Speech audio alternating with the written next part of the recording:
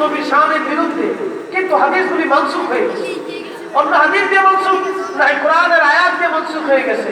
এই হাদিসের টুকাই টাকা আইনে বুঝাই গেছে, আইনে সুন্দর করে সেট করিয়া মুসলমানদের ভিতরে চালাই দিতেছে। এই বাতিল মাল যখন চালায় দেয়, তখন এই 2 নম্বর প্রোডাক্ট মুসলমান গিলে গিলে মুসলমানের পেট খারাপ হয়ে যাচ্ছে, অর্থাৎ মুসলমানের ঈমান নষ্ট হয়ে যাইতেছে। কথা বলে ঠিক না? তফাৎ কি 2-1 কিলো না অগণিত? 2-4 মাইল নাকি? তফাৎ কিন্তু এত বিরাট, এই বিশালত্ব তফাতের কোন পরিমাপ আমি আপনাদেরকে করে দিতে পারবো না। কোথায় রসুলের শান ও আজমত, কোথায় নবীকে টেনে নিচে নামানোর চিন্তা। তাহলে বুঝেন সুন্নি আলেমরা হকে না বেহকে? আর কোন সন্দেহ আছে আপনাদের? এরপরও যদি না বুঝেন, তাহলে বুঝবো আপনার বিয়ে যে করছেন আপনার জীবনটি কি খাবে। ষোলো আনা জীবনের সারা রঙ, 2 জ্ঞানী 1 জ্ঞানী 1 নৌকায় চলে যাবে। কষ্ট হবে, কথা করি হৃদয়ে ব্যথা লাগবে। খোদার কসম করে বলি, মনের কষ্ট দেওয়ার জন্য বলি না, নবীর পক্ষে বলতে যাইয়া যদি আপনার বিরুদ্ধে চলে যায়, আপনি যদি মনে করেন আপনার বিরুদ্ধে বলতেছি বাবাজি, তাহলে বুঝবো আপনার মতো গাধার বলো আল্লাহর সৃষ্টির জমিনে আর একটাও হতে পারে না। আমি একটা ঘটনা আপনাদেরকে শুনাই, কষ্ট হবে। মাঝে বলি, প্রায় ওয়াজে বলি, ইমানি জজবাকে মজবুরি করার জন্য। নবীর একজন সাহাবী ছিলেন, তার নাম আব্দুল্লাহ, বাবার নাম আব্দুল্লাহ।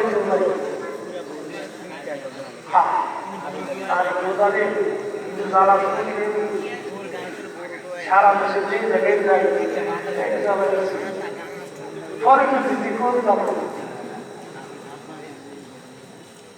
যাই হোক, আশা করি আল্লাহ আমাকে মাফ করবেন। আল্লাহর দরবার থেকে কাউকে মাফ হওয়া ঠিক না, আশা করা যায় না? আশা করি। মানুষের চোখের পানির অনেক দাম, এত মূল্য, এত মূল্য। আমরা সুন্নিরা আমরা জীবনে কিচ্ছু নেই, না আছে নামাজ, না আছে রোজা, না আছে তাহাজ্জুদ, না আছে ফিকির, না আছে জিকির, না আছে সাদকা, না আছে উমরা, না আছে আপনার কি বলে উত্তম আমল, না আছে সুন্নতের আমল। আমরা কিচ্ছু নেই। একটা আমল আছে, একটা আমল আছে। কোন আমল জানেন? রাসূলের শানের বিরুদ্ধে কেউ যদি কিছু কয়, বাপে কইলেও আপনার কলিজায় সহ্য হয় না। কথা বলতে একটা আছে, মানে সব মিলে গেল একটাই আছে। এ কথা বলেন না কেন? এটা আছে, একটা আছে যে কিচ্ছু নেই, কোন আমল পৃথিবীতে আমাদের কিচ্ছু নেই, কিন্তু একটা আছে। সে সাহাবীর নাম আব্দুল্লাহ, বাবার নাম আব্দুল্লাহ ইবনে উবাই, ছেলের নাম আব্দুল্লাহ বিন আব্দুল্লাহ। সিনসিনিতে বাড়ি, সিনসেন না? আপনাদের দেশে বাড়ি না? আব্দুল্লাহ ইবনে উবাইয়ের বাড়ি আপনাদের দেশে না? বঙ্গোপসাগরে ওইখানে খাগড়াছড়ি বন্দর বলে মক্কা না মদিনাতে, যেখানে নবী সেখানে মুনাফিক, সামনাসামনি। মদিনার একটা পরিচয় দেয়, তারিখ ইবনে শিববাদ, ইমাম ইবনে শিববাদ থেকে 1200 বছর আগে। এই কিতাবের মধ্যে তিনি একটা পরিচয় দিয়েছেন মদিনার, মদিনা সংক্রান্ত বিস্তারিত তথ্য এই কিতাবের মধ্যে আছে। বিশেষ করে আল্লামা ইমাম সামউদি আল-ওয়াফা আল-ওয়াফা লিখেছেন। অনেক আইমে ইমাম আয-যাকির লেখা এক্সের হুজুর একটু মক্কা, মক্কার ইতিহাস পুরোটাই এই কিতাবের মধ্যে লেখা আছে। সামনে দেখবেন মদিনার মধ্যে 2টি পাহাড় দেখবে, মাঝখানে মদিনা, একটা পাহাড় উহুদ আর একটা জাবাল আইন। খুব মনোযোগ, একটা উহুদ আর একটা আইন। উহুদ ও আইনের মাঝখানে মদিনা। উহুদ পাক নবীকে ভালোবাসতো, নবী বলতেন উহুদ আমাকে ভালোবাসে, আমি উহুদকে ভালোবাসি। আলা বাবিন মিন আবওয়াবিল জান্নাহ, উহুদ এক জান্নাতের পাহাড়। কি বুঝলেন? উহুদে কি নামাজ পড়ছে, রোজা রাখছে, যাকাত টাকাত দিছে বলে, হজ করে নাই ওহুদ জান্নাতে যাইব কেরে আলাবাবিন মিন আবওয়াবিল জান্নাহ রাসূল বলেছেন জান্নাতের বাহার কারণ আমি নবীকেও ভালোবাসি যেসব প্লিজ খুব মনোযোগী কথাই আর একটা পাহাড় আছে জাবালে আইদ যদি কোনোদিন মদিনাতে যান মদিনা থেকে যদি কখনো ওমরা আপনি করেন মসজিদে জুলহুলাইফা থেকে আপনাকে ইহরাম বাঁধতে হবে এই জুলহুলাইফার বাম পাশে মদিনাতে ঢোকার সময় ডান পাশে বের হওয়ার সময় বাম পাশে একটা পাহাড় মস্ত বড় একটা পাহাড় আপনি দেখবেন এই পাহাড়ের নাম জাবালে আইদ হুজুর করিম হিজরত করে মক্কাতুল মুকাররমা থেকে তিনি আসতেছিলেন জাবালে সৌর পর্বতের পাশে একটা পাহাড় আছে নাম জাবালে সাবির এই জাবালে সাবির পর্বত বর্তমানে সৌদি আরব প্রায় অর্ধেক কেটে ফেলেছে এই জাবালে সাবির কেটে তারা হাজীদের জন্য বাসগৃহ নির্মাণ করেছে এই সাবির পর্বতে প্রিয় নবীজি উঠলেন সৌর আগে উঠেন নাই সাবিরে উঠেছেন প্রিয় নবী সাবির ওঠার পরে আল্লাহর হাবিব যখন সাবির উঠলেন সাবির পর্বত কেঁদে কেঁদে বলে ইয়া রাসূলুল্লাহ ইয়া নবী আল্লাহ আপনি এসেছেন আমার কাছে আশ্রয়ের জন্য নবী গো আমার পাহাড়ের মধ্যে কোনো গুহা নাই হে নবী আপনি কোথায় লুকাবেন আপনার কষ্ট হবে দিনের বেলায় যদি মক্কার কাফিরা আমার উপর আপনাকে আক্রমণ করে আহত করে বা নিহত করে আমি সাবির খোদার দরবারে কি জবাব দিব হে নবী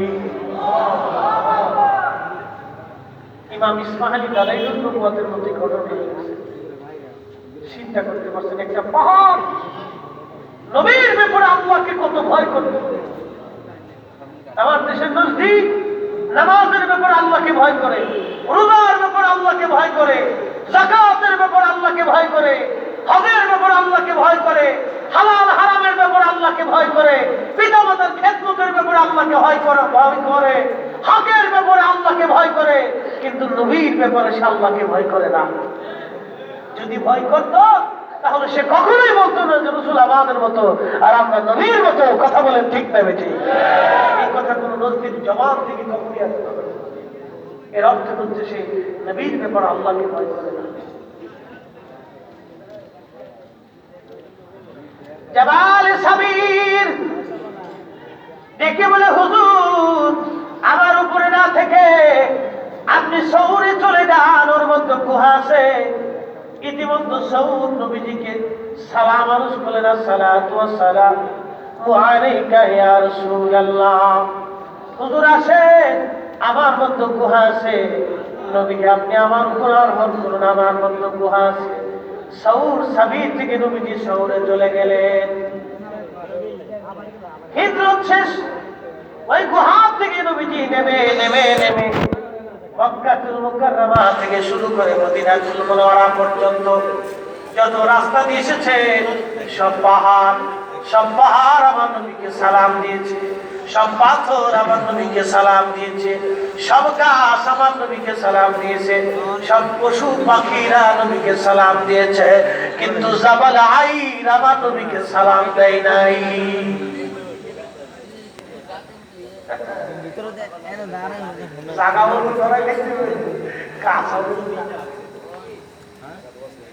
জায়গা মতো খারাপ করলে নবীর ব্যাপারে আল্লাহকে বেশি ভয় করতে হবে রাসূল কারীমের ইজ্জতের ব্যাপারে আল্লাহকে এত পরিমাণে বেশি ভয় করতে হবে যে নামাজ পড়েন নাই ইস্তিগফার করবেন ক্ষমা হয়ে যাবে নবীর ব্যাপারে গুস্তাখি করেছেন খাদিমে কাবা কেন কাবার খিলাফ ধরে যদি কিয়ামত পর্যন্ত কাঁদেন তো আল্লাহর দপ্তরে ক্ষমা হবে না বুজুর্গি এখানে নাই এখানে গোলামি এ কদমে গোলামি কয়জনে বুঝে বলেন মৃত্যু আমাদের হবে না বলেন আল্লাহর কাছে আমাদের যাওয়া লাগবে না কিয়ামতের ময়দানে আল্লাহ জিজ্ঞেস যদি করে সুম্মা লাতুসালুনা ইয়াউমাইযিন আনিন নাঈম, পৃথিবীর নিয়ামত সম্পর্কে তোমাকে জিজ্ঞাসিত করবো। আমি তো কোরআনে বিধান দিয়েছিলাম, তো আসো তোমার সৃষ্টির মধ্যে সবথেকে বড় নিয়ামত আমি তোমাকে আখিরি নবীর উম্মত করেছিলাম। তোমার নবী হলো সৃষ্টির সবথেকে বড় নিয়ামত। এই নবী সম্পর্কে তোমাকে প্রথম প্রশ্ন করবো, জবাব দিয়ে জান্নাতে চলা। কি জবাব সেদিন দিব আমরা বলেন? হাদিস খুঁজছিলাম, হাদিস খুঁজছিলাম, আল্লাহ ফেরেশতারা দেরি করিস নে, এমন মুনাফিক তোর জাহান্নামের সর্বনিম্ন স্থানের জায়গা হবে, গিয়ে চলে যাবে। কাফেররা চিনতে পারবে যা দৌড়াই যাবেন গাউসে বাকের কাছে। গাউসে বাক বলতে বেটা আমি ওই কদমের গোলামি করে গাউসে বাক হয়েছি, আমি ওই কদমের মুহতাজ ছিলাম। তুই আজকে আমার কাছে আসছিস ওই কদমের সাথে বেয়াদবি করে, আর তোকে নিয়ে আমি রসুলে খোদার দরবারে যাব, এই কঠিন মুসিবতের দিনে আমার পক্ষে সম্ভব না। দূর হয়ে যা, খাজা মাইনুদ্দিন চিস আজমেরি সেন্দিনি বলবে দূর হ বেটা, আমি খাজা মাইনুদ্দিন চিস খাজা হয়েছি ওই কদমের মুহতাজ থেকে, ওই কদমের গোলামি করে আমি মাইনুদ্দিন চিস খাজা হয়েছি। দূর হ বেটা, তোকে নিয়ে রসুলের কদমে যাইয়া আমি নবীর দপ্তর থেকে বিতাড়িত হতে চাই। খাজা বাহাউদ্দিন নকশবন্দ বুখারী বলবে দূর হ বেটা, আমি খাজা হয়েছি ও নবীর কদমের গোলামি করে, নইলে আমি খাজাই হতাম না। দূর হ বেটা, দূর হ, তোকে নিয়ে রসুল করিমের খেদমতে যাও আমার পক্ষে সম্ভব না। মুজাদ্দিদ আল-ফিসানি আল-ফারুকী সিরহিন্দি বলবে আমি মুজাদ্দিদ হয়েছিলাম 1000 বছরের ওই নবীর কদমের মুহতাজ হয়ে গোলাম হয়ে। বেটা তুই বেয়াদবি করে আসছিস, দূর হয়ে যা।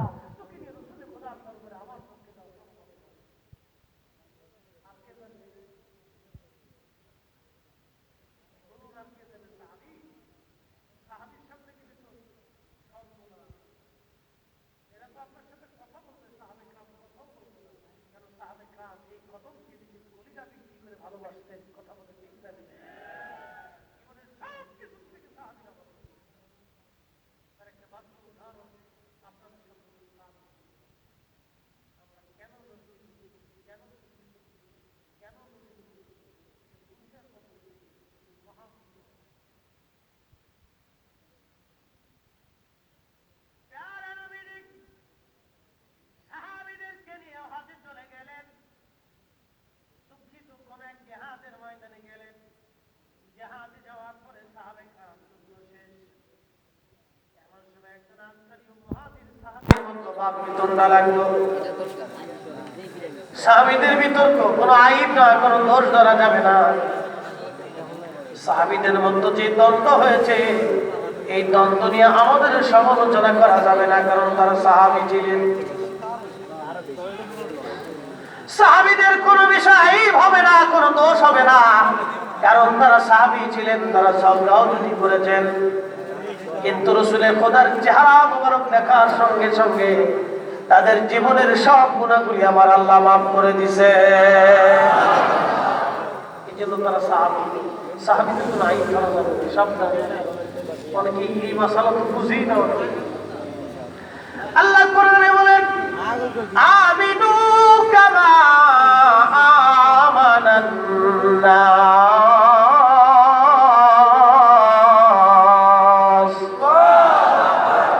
আমিনু ঈমান আনো, ঈমান আনো, ঈমান আনো, ঈমান আনো কামা আমানান নাস।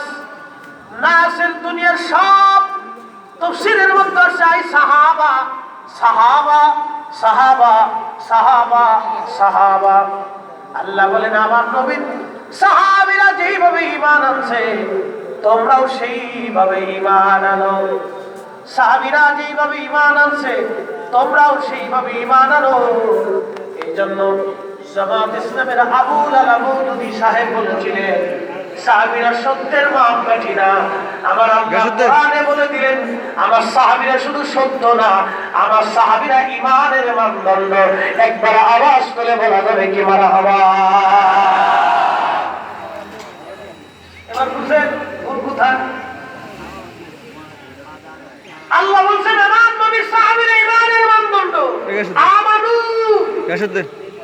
আমিনু তোমরা ঈমান আনো এটা আমরের শিখা আল্লাহ হুকুম দিচ্ছে ঈমান আনো কাদের মতো আমার নবীর সাহাবীরা যেভাবে ঈমান আনছে সাহাবীদের মতো ঈমান একসাথে যদি বলেন সুবহানাল্লাহ ঘটনা শুনে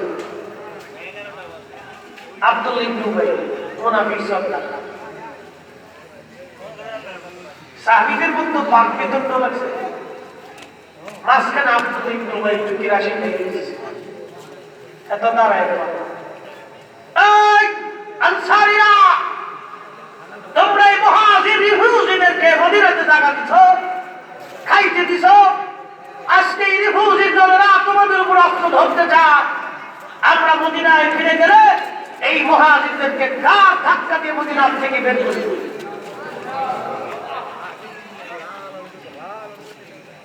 আল্লাহ দেরি করেন নাই কোরআনের আয়াত নাযিল করছে মারহাবা করে অনেকে বলে জিবরাইল ওহী না নিয়ে আসলে নবী বলতে পারতেন না এটা ডাহামি ছিল এই কথার কোনো ভিত্তি নেই কোন ডকুমেন্টস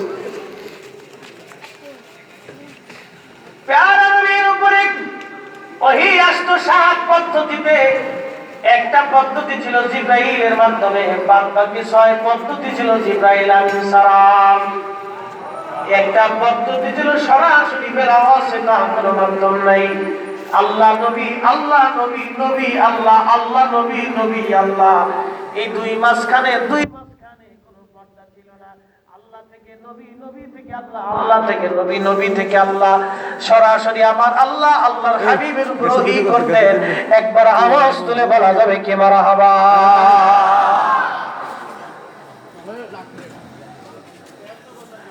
হাবিবে কিবরিয়ার দরবারে খবর চলে গেছে নবীজি সব মুজাহিদদেরকে বললেন তাড়াতাড়ি তাড়াতাড়ি তাড়াতাড়ি তোমরা সাবানা জোগাড় করো জিহাদের ময়দানে এখানে আর থাকা যাবে না মদিনার দিকে তোমরা মুখ করো সাহাবায়ে کرام মদিনার দিকে মুখ করলেন আব্দুল্লাহ ইবনে উবাই চিন্তা করলো কি জানি হয় মুহাম্মদ জেনে গেছে এখন আমার জানি কি জানি শাস্তি হয় আল্লাহর হাবিবের অভ্যাস ছিল সব সাহাবী কাফেলার পিছনে থাকতেন কেউ অসুস্থ হয় না থেকে যায় না হারিয়ে যায় না পালিয়ে যায় এটা দেখার জন্য পেয়ারা নবী কাফেলার পিছনে থাকতেন আব্দুল্লাহ ইবনে উবাই সাংগত কারণে কাফেলা সবার সামনে ছিলেন তিনি হযরত আব্দুল্লাহ রাদিয়াল্লাহু আনহু নবীজির প্রিয় সাহাবী ঘোড়া দাবড়ায় মদিনাতে আগে চলে গেলেন মদিনাতে আগে চলে যাইয়া তলোয়ার হাতে নিয়ে অস্ত্রে সজ্জিত হয়ে মদিনার প্রবেশের রাস্তার মাঝখানে সন্তান দাঁড়ায় রয়েছেন তলোয়ার হাতে নিয়ে বাবা আব্দুল্লাহ ইবনে উবাই মুনাফিকদের সর্দার কাফেলার সামনে বিরাট বড় কাফেলা নিয়ে তারা মদিনায় প্রবেশ করতেছিলেন সন্তান তলোয়ার উঠিয়ে বলে বাবা দাঁড়াও সামনের দিকে যদি তুমি আগাও তোমার গর্দান আর আমার তলোয়ার বাবার পরিচয় হবে না সন্তানের পরিচয় হবে না এই তলোয়ার দিয়ে তোমার মাথার থেকে দেহ আলাদা করে ফেলে দিব তুমি বলেছো মদিনার থেকে মুহাজিরদেরকে দাঁড়ায় দিবা আমার নবী তো মুহাজির আমার রাসূল সুলতানে মদিনা আমার নবী হুকুম না দেওয়া পর্যন্ত তুমি বাবা তোমাকে মদিনায় প্রবেশ করতে আমি দেব না একবার জোরে বলা যাবে আল্লাহু আকবার আরে ঠেকাইছে জোরে কর আরো জোরে আমরা তো আজহানি মাদানি এটা সেটা খেতা সিধা খেতা জোড়া খেতা ইতনে পাইনি তো পাগল হয়ে গেছি বিরাট বড় হুজুর আর শাইখুনা দিছে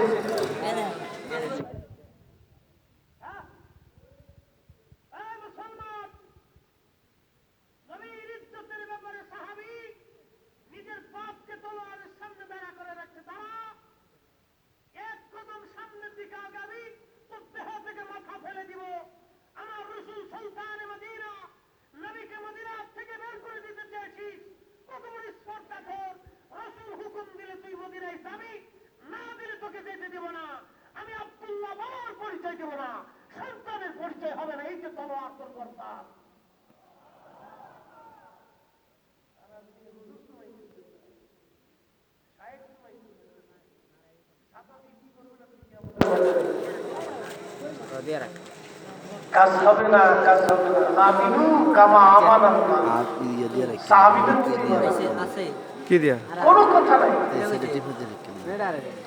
এ ব্যাপারে কোনো সার নাই। সার দিবেন তো শেষ হয়ে যাবে, কোনো সার নাই।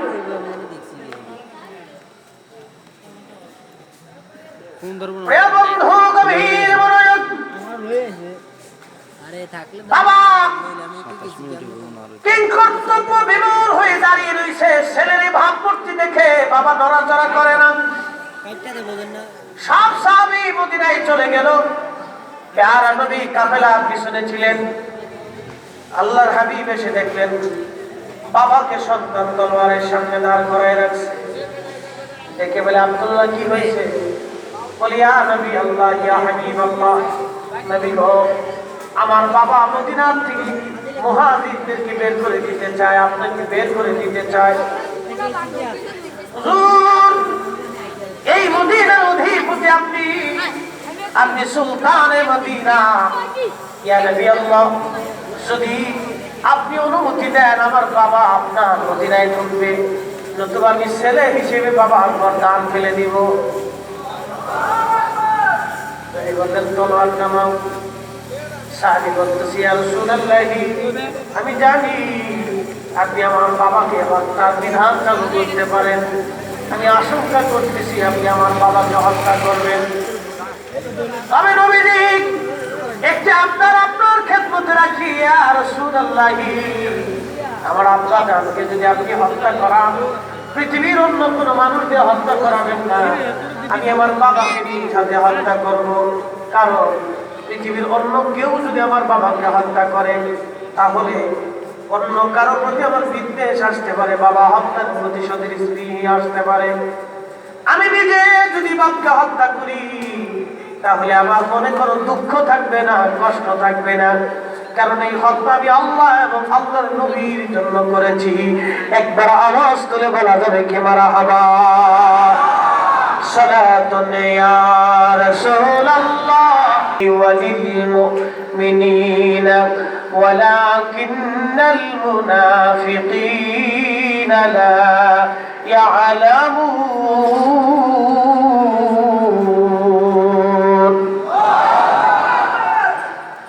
ওয়ালিল্লাহিল ইজ্জা ওয়ালিল্লাহিল ইজ্জাতি ওয়া লিরাসূলিহি। হুজুর, ইজ্জত আমি আল্লাহর জন্য, ইজ্জত আপনি নবীর জন্য, ওয়ালিল মুমিনিনা, মুমিনে কামিলের জন্য, ওয়ালাকিন্নাল মুনাফিকিনা লা ইয়ালামুন। নবী হে, যারা মুনাফিক তারা আপনি নবীর ইজ্জত বোঝে না, আমি খোদার ইজ্জত বুঝে না, আমি আল্লাহর ওলিদের ইজ্জত তারা বুঝে না, বুঝে না। যাদের অন্তরে নেফাক ঢুকেছে তারা বুঝে না, তারা বুঝে না। কষ্ট করবেন না, আল্লাহর ইজ্জত কি, আল্লাহর আবার ইজ্জত কি? আল্লাহ তো মহাশক্তিধর, সেটা এমনি তো ইজ্জতওয়ালা। আমরা তো জানি তিনি প্রভু, তিনি সর্বশক্তিমান, আমরা তো এমনিও জানতেছি।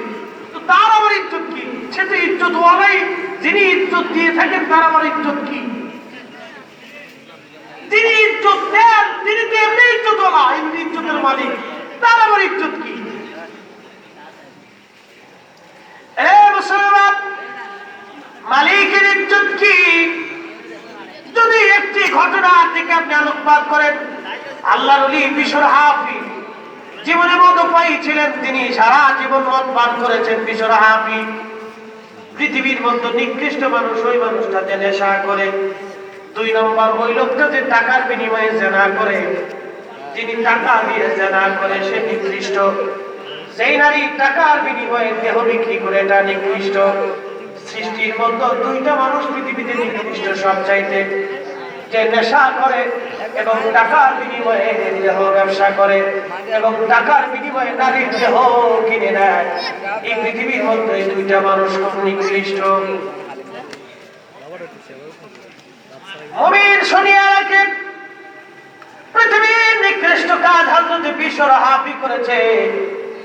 1 নম্বরে সে ছিল মদপায়ী, 2 নম্বরে সে ছিল জেনাখোর। হযরত বিশর হাফিজ মদের দোকানে বার কাউন্সিলে যায়, বার হাউসে যাইতেছিল মদ খাওয়ার জন্য।